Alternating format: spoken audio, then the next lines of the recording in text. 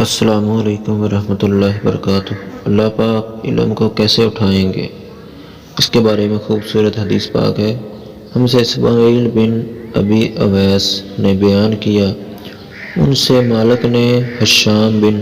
عروہ سے، انہوں نے اپنے باپ سے نقل کیا، انہوں نے عبداللہ بن عمر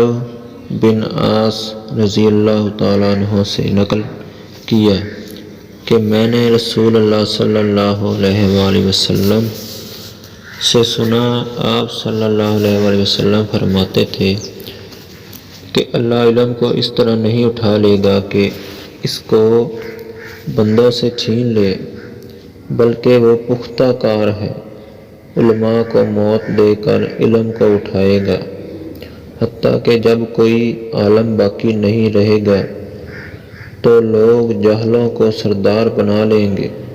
ان سے سوالات کیے جائیں گے اور وہ بغیر علم کے جواب دیں گے، اسی لیے خود بھی گمراہ ہوں گے اور لوگوں کو بھی گمراہ کریں گے۔ فربری نے کہا، ہم سے عباس نے بیان کیا، کہا ہم سے قتیبہ نے، کہا ہم سے جریر نے۔ خلیفہ خامس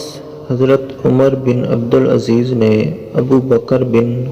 حزم کو لکھا کہ تمہارے پاس رسول اللہ صلی اللہ علیہ وآلہ وسلم کی جتنی بھی حدیثیں ہوں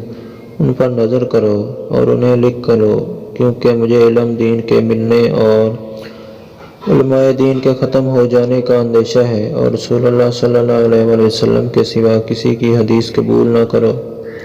اور لوگوں کو چاہیے کہ علم پھیلائیں اور ایک جگہ جم کر بیٹھیں تاکہ جاہل بھی جان لے، اور علم چھپانے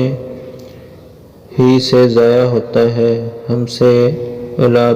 عبدالجبار